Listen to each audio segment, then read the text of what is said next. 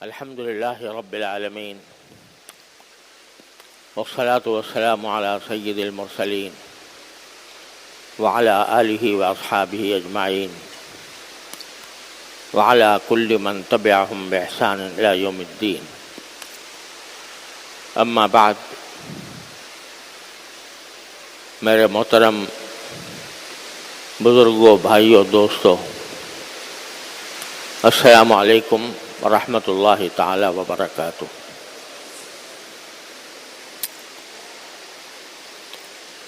حضور نبی کریم سرور دو عالم صلی اللہ علیہ وسلم کی ایک حدیث ہے جو بکثرت لوگوں کو یاد بھی ہوتی ہے، اور علماء کرام نے اس حدیث کو دین کا ایک تہائی حصہ قرار دیا ہے، اور امام بخاری رحمۃ اللہ علیہ نے اپنی صحیح کو، اپنی کتاب کو اسی حدیث سے شروع کیا ہے۔ اس حدیث میں رسول کریم سرور دو عالم صلی اللہ علیہ وسلم نے ارشاد فرمایا کہ انما الاعمال بالنیات وانما لامرئ ما نوى، کہ تمام اعمال کا دار و مدار انسان کی نیتوں پر ہے، اور ہر شخص کو وہی کچھ ملے گا جس کی اس نے نیت کی ہو۔ اس حدیث کے بہت سے پہلو ہیں، اور اسی لیے اس کو دین کا ایک بہت بڑا حصہ قرار دیا گیا ہے۔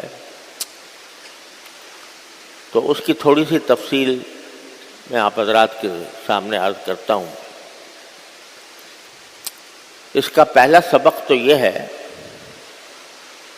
کہ انسان اپنی زندگی میں جو بھی کوئی نیکی کا کام کرے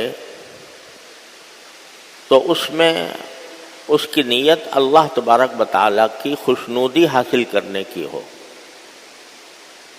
تب تو وہ نیکی کا کام نیکی سمجھا جائے گا، اور انشاءاللہ اس کے اوپر اجر و ثواب مرتب ہوگا۔ اور اگر دیکھنے میں تو نیکی کا کام ہے، لیکن نیت اللہ تعالیٰ کو راضی کرنے کی نہیں ہے، اللہ تعالیٰ کی خوشنودی حاصل کرنے کی نہیں ہے، تو وہ عمل بیکار ہے۔ بعض اوقات وہ نیکی کا کام نیکی بننے کے بجائے گناہ بن جاتا ہے۔ اس کی سادہ سی مثال تو یہ ہے کہ ہم نماز پڑھنے کے لیے آتے ہیں مسجد میں جماعت سے، تو اگر مسجد میں آنے اور نماز پڑھنے کا مقصد اللہ جل جلالہ کی عبادت ہی ہو، اور یہ مقصد ہو کہ میں اللہ تعالیٰ کو راضی کروں گا، اس کی خوشنودی نماز سے حاصل ہوگی، تو وہ نماز مقبول ہے اور اجر و ثواب کا سبب ہے۔ اور اگر خدا نہ کرے دل میں نیت یہ ہو کہ لوگ مجھے نمازی سمجھیں گے اور لوگ مجھے عبادت گزار سمجھیں گے، مجھے نیک سمجھیں گے، اس غرض سے جا رہا ہے آدمی مسجد میں نماز پڑھنے کے لیے، وہ دوسرے الفاظ میں ریاکاری کرنے کے لیے جا رہا ہے، تو نہ صرف یہ کہ وہ نماز قبول نہیں ہوگی اللہ تعالیٰ کے ہاں، اور اس کے اوپر کوئی اجر و ثواب مرتب نہیں ہوگا، بلکہ اللہ بچائے الٹا گناہ ہوگا، کیونکہ نماز تو اللہ کے لیے تھی خاص۔ جب بندے نے اس کو لوگوں کے دکھاوے کے لیے کر لیا تو وہ اللہ کے لیے نہ رہی۔ جو کام اللہ جل جلالہ کے ساتھ کرنا تھا وہ اس نے مخلوق کے ساتھ کر لیا، تو یہ گناہ ہوا۔ بلکہ ایک حدیث میں یہ الفاظ آتے ہیں کہ من صلی یرائی فقد اشرک باللہ، جو شخص نماز پڑھے ریاکاری کے لیے، محض دکھاوے کے لیے، تو وہ در حقیقت اللہ کے ساتھ اس نے مخلوق کو شریک ٹھہرا دیا. یہ ایک طرح کا شرک ہے. ریا کو بھی اسی لیے ایک طرح کا شرک قرار دیا گیا ہے. تو جو بھی نیکی کا کام ہو وہ آدمی صرف اللہ کے لیے کرے، اللہ کو راضی کرنے کے لیے کرے، تو وہ اس کا ثواب ملے گا، اجر ہوگا. اور یہ تو میں نے ایک مثال آپ کو نماز کی دے دی، عبادت کی دے دی، لیکن اور بھی نیکی کا کام ہے نا. جیسے کسی کو صدقہ دے دینا، کسی غریب کی مدد کر دینا، کسی ستم رسیدہ کو اس کے ظلم سے چھڑانے کی کوشش کر لینا، کوئی کسی کا دل دکھا ہوا ہے اس کو کچھ تسلی کی بات کر دینا، کوئی بیمار ہے اس کی عیادت کر دینا، یہ سب ثواب کے کام ہیں، سب نیکی کا کام ہے. اور اسی طرح کسی مسلمان بھائی کو اپنے گھر میں دعوت دینا، یہ سارے ثواب کے کام ہیں، نیکی کے کام ہیں. لیکن یہ اسی وقت نیکی ہیں جب مقصود اس سے اللہ تبارک و تعالیٰ کی رضا جوئی ہو، کہ اللہ تبارک و تعالیٰ راضی ہوں گے، مجھے اجر و ثواب عطا فرمائیں گے، تب وہ نیکی بنے گی. لیکن اگر کوئی اور نیت ہے تو وہ نیکی نہیں بنے گی. وہ بعض اوقات تو الٹا گناہ کا سبب بھی بن سکتی ہے. ہم اپنی زندگی کے اندر بہت سے کام ایسے ہوتے ہیں، کرتے ہیں، کہ جو اگر دیکھا جائے تو ثواب کے کام ہیں، بڑے اجر کا کام ہے، لیکن نیت صحیح نہیں ہوتی. نیت مخلوق کو راضی کرنے کی ہو جاتی ہے، اپنی شہرت پیدا کرنے کی ہو جاتی ہے، اللہ بچائے. اور اندیشہ ہوتا ہے کہ اگر میں یہ کام نہیں کروں گا تو اللہ بچائے میں لوگوں میں میری ناک کٹ جائے گی، لوگوں میں برا سمجھا جاؤں گا. اس واسطے اس نیت سے کرتا ہے کہ تاکہ لوگ مجھے برا نہ کہیں.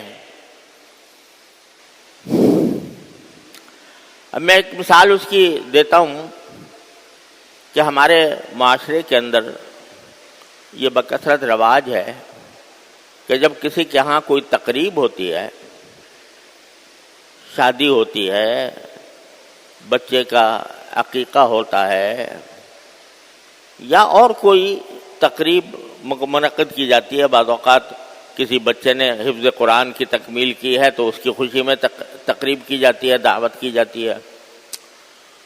اب اس موقع پر ہمارے ہاں رواج یہ ہے کہ جو آدمی اس تقریب میں جاتا ہے تو تقریب والے کو کچھ ہدیہ پیش کرتا ہے. اب یہ ہدیہ پیش کرنا بھی بڑا ثواب ہے. حدیث میں نبی کریم صلی اللہ علیہ وسلم نے ہدیے کی بڑی فضیلت بیان فرمائی ہے کہ ہدیہ کسی مسلمان کو محبت سے ہدیہ دینا یہ بھی بڑا ثواب ہے. اور حدیث میں یہ بھی فرمایا کہ آپس میں ایک دوسرے کو ہدیہ دیا کرو، تمہارے آپس میں محبتیں پیدا ہوں. لیکن یہ اسی وقت ثواب ہے جبکہ ہدیہ دینے کا مقصد کیا ہو؟ نبی کریم سرور عالم صلی اللہ علیہ وسلم کے حکم کی تعمیل اور اللہ تبارک و تعالیٰ کی رضا جوئی، اس کی خوشنودی. لیکن ہمارے معاشرے میں اس نیکی کے کام کو بری نیت نے خراب کر کے رکھ دیا ہے. اب کیا ہوتا ہے کہ تقریبات ہو رہی ہیں، اس میں ہدیہ اس لیے دے رہا ہوں. پہلی بات تو یہ کہ اگر میں نے کچھ خالی ہاتھ چلا گیا تو میری ناک کٹ جائے گی. معاشرے میں اندر سے دل نہیں چاہ رہا، اندر سے طبیعت میں کوئی خواہش نہیں ہے کہ میں اس موقع پر کسی کو ہدیہ پیش کروں، لیکن سوچتا ہے کہ اگر نہیں دوں گا تو لوگ کیا کہیں گے، ناک کٹ جائے گی. تو اب یہ ہدیہ کا جو مقصد ہو گیا وہ اپنی ناک بچانا ہو گیا کہ میری عزت اور میری شہرت اور میری ناموری وہ خطرے میں پڑ جائے گی. اب ہدیہ دینا یہ اللہ کے لیے نہیں ہے، یہ نبی کریم سرور عالم صلی اللہ علیہ وسلم کی سنت کے مطابق نہیں ہے. لہذا یہ عمل غارت گیا، پیسے بھی خرچ ہوئے، اپنے پیسے بھی خرچ کیے، اور خرچ کر کے حاصل کچھ بھی نہ ہوا، ثواب کچھ بھی نہ ملا. لیکن اگر یہی چیز باقی دل سے کی جائے کہ بھئی میرا بھائی ہے، اس کے ہاں ایک خوشی کا موقع ہے، میرا دل اندر سے چاہ رہا ہے کہ میں اس موقع پر اس کی خدمت میں کوئی ہدیہ پیش کروں اور اس سے اللہ تعالیٰ راضی ہو، تو انشاءاللہ وہ اجر و ثواب کا سبب بنے گا. محض رواج کی وجہ سے، رسم و رواج کی وجہ سے، مجبور ہو کر، رسم و رواج سے مجبور ہو کر اگر کوئی ہدیہ دے گا تو اس سے کوئی اجر و ثواب حاصل نہیں ہوگا. پیسے بھی گئے اور ثواب بھی گیا، خسرت دنیا بالآخرہ. اب یہ ہمارے ہاں الٹا مسئلہ یہ پڑا، اس سے بھی آگے خطرناک بات یہ چلی ہوئی ہے کہ فلاں نے میرے شادی کے موقع پر اتنے پیسے دیے تھے لہذا مجھے اتنے ہی دینے ہیں. یا بعض اوقات ہدیہ اس نیت سے دیا جاتا ہے کہ جب میرے ہاں کوئی موقع آئے گا خوشی کا تو یہ میرے لیے ہدیہ لے کے آئے گا. یہ چیز جو ہے خود قرآن کریم نے، ایسی بری چیز ہے کہ اس کو قرآن کریم نے بذات خود منع کیا ہے، اور بالکل ابتدائی مکی صورت میں. یعنی قرآن کریم بسا اوقات جو کھلی کھلی حرام چیزیں ہوتی ہیں ان کو تو بیان کر دیتا ہے، اور جو دوسرے درجے کی چیزیں ہوتی ہیں گناہ لیکن دوسرے درجے کے ہیں وہ رسول کریم صلی اللہ علیہ وسلم بیان فرما دیتے ہیں، احادیث سے پتہ چل جاتی ہے. قرآن اس کا براہ راست ذکر نہیں کرتا. لیکن یہ برائی کہ میں اس لیے پیسے دے رہا ہوں تاکہ جب میرا موقع آئے تو یہ بھی مجھے دے اور کچھ بڑھ کر دے. باقاعدہ فہرستیں تیار ہوتی ہیں کہ فلاں نے اتنے دیے، فلاں نے اتنے دیے، فلاں نے، پوری فہرست تیار ہو گئی. اور وہ کیا بن گیا؟ ایک طرح سے ایک ذمہ داری بن گئی، دوسرے جس کو دیا گیا ہے اس کی ذمہ داری بن گئی کہ جب دوسرے کا موقع آئے گا تو یہ دے گا اور بڑھ کر دے گا. قرآن کریم نے سورہ مدثر میں فرمایا وَلَا تَمْنُن تَسْتَكْثِرْ، کسی پر احسان اس وجہ سے نہ کرو کہ اس سے بڑا احسان دوسرا کرے گا تمہارے ساتھ. کوئی بھی احسان اس نیت سے کرنا کہ کل کو یہ میرے ساتھ اس سے بڑا احسان کرے گا، یہ گناہ ہے. اگر ہم اپنی نیتیں درست کر لیں اور جو کام بھی نیکی کا کریں وہ اللہ کے لیے کریں تو بہت سے جھگڑے بھی ختم ہو جائیں. ایک ہوتا ہے بدلہ اور ایک ہوتا ہے محبت کا معاملہ. کسی کی تقریب ہے، وہ دعوت کر رہا ہے اور اس میں آپ کو مدعو کیا ہے. آپ یہ کہیں کہ جی جب میں نے کی تھی اس وقت تو اس نے کوئی یہ آیا نہیں تھا میرے ہاں، میں کیوں جاؤں؟ تو یہ کیا ہوا؟ یہ بدلہ ہو گیا. بدلہ جو ہے وہ اللہ تعالیٰ کو راضی کرنے کے لیے نہیں ہوتا. ایک شخص نے میرے ساتھ برائی کی اور جب موقع آئے تو میں اس کے اچھائی کرنے کا موقع آئے تو میں اس لیے نہ کروں کہ فلاں نے تو مجھے اس وقت میں ایسی بات کہی تھی جو مجھے ناگوار ہوئی تھی، لہذا میں کیوں اس کا دل خوش کروں. یہ نیت خراب ہو گئی. حدیث میں رسول کریم صلی اللہ علیہ وسلم کا ارشاد ہے کہ لیس الواصل بالمکافئ، صلہ رحمی کرنے والا وہ نہیں ہوتا جو بدلہ دے، جیسے انتظار میں رہے کہ بھئی یہ کرے گا تو میں بھی کروں گا. وہ صلہ رحمی کرنے والا نہیں ہوتا. صلہ رحمی کرنے والا وہ ہے کہ دوسرا تو قطع رحمی کر رہا ہے اور یہ جواب میں صلہ رحمی کرتا ہے. دوسرا اس کو کوئی وقت ہی نہیں دیتا، دوسرا کبھی اس کو اپنی دعوت میں نہیں بلاتا، کبھی اپنی شادی میں مدعو نہیں کرتا، اس کے پاس آتا جاتا بھی نہیں ہے، اور اس کے ساتھ کوئی اس نے خاص تعلق بھی نہیں قائم رکھا ہوا، تو اب دوسرا یہ کہ بھئی وہ تو رکھتا نہیں تو میں کیوں کروں؟ یہ ہے، یعنی آپ کوئی آدمی بیمار ہے اور اس کی عیادت کا ثواب اتنا زیادہ ہے کہ حدیث میں آتا ہے کہ جب کوئی بندہ عیادت کے لیے کسی مریض کی عیادت کے لیے جاتا ہے تو جب تک وہ عیادت کے کام میں مصروف رہتا ہے اس وقت تک 70,000 فرشتے اس کے لیے دعا کرتے رہتے ہیں، کسی کی بیمار پرسی کے لیے جانے میں اتنا بڑا ثواب ہے۔ اب کوئی کہے کہ جی جب میں بیمار ہوا تھا اس وقت تو اس نے کچھ پوچھا نہیں تھا مجھے، اس وقت تو یہ نہ میرے پاس عیادت کے لیے آیا، نہ بیمار پرسی کے لیے آیا، نہ اس نے کوئی مجھے تسلی دی، تو جب یہ بیمار ہوا ہے تو میں کیوں جاؤں؟ یہ کیا ہے؟ یہ بدلہ ہے، یہ صلہ رحمی نہیں ہے، یہ عیادت اور بیمار پرسی کی نیکی میں داخل نہیں ہے، کیونکہ تم بدلے کی بات سوچ رہے ہو۔ اور جو افضل کام ہے وہ کیا کہ بھئی وہ اس کا عمل اس کے ساتھ ہے، میرا عمل میرے ساتھ ہے، میں تو اپنے اللہ کے لیے کرتا ہوں، اور اللہ تبارک و تعالیٰ کے لیے اگر کسی کی بیمار پرسی کرتا ہوں تو یہ فضیلت حاصل کرنے کے لیے جو رسول کریم سرور عالم صلی اللہ علیہ وسلم نے بیان فرمائی کہ مجھے اجر ملے گا۔ مجھے اس سے کیا کام کہ دوسرے نے میرے ساتھ کیا کیا تھا کیا نہیں کیا تھا۔ جب کوئی اس غرض سے جائے گا تو اس کو اللہ تبارک و تعالی خاص اجر عطا فرمائیں گے، اور بدلے کی نیت سے جائے گا کہ بھئی وہ آیا تھا میری عیادت کے لیے لہذا میں بھی جاؤں گا، جانے کو دل تو نہیں چاہ رہا لیکن چونکہ وہ آیا تھا لہذا مجھے بھی جانا چاہیے، تو اب یہ چونکہ جو آیا تھا یہ جو ہے یہ نیت خراب کر رہا ہے۔ میں اگر جاؤں گا تو میں اپنے اللہ کو راضی کرنے کے لیے جاؤں گا، عیادت کرنے کے لیے۔ اور یہ جو ہمارے ہاں بسا اوقات جھگڑے چلتے ہیں خاندانوں کے اندر، انسانوں کے اندر، وہ بھی اس وجہ سے کہ ہم نے اگر کوئی کام کیا ہے دوسرے کے ساتھ اچھائی کا تو ہم اس کے بدلے کی توقع رکھتے ہیں کہ وہ ہمیں تو بدلہ دے گا، لیکن جو اللہ کے صحیح بندے ہیں وہ جب کسی کے ساتھ کوئی اچھائی کا سلوک کرتے ہیں تو ان کا مقصود قرآن کریم نے یہ بیان فرمایا انما نطعمکم لوجہ اللہ لا نرید منکم جزاء ولا شکورا۔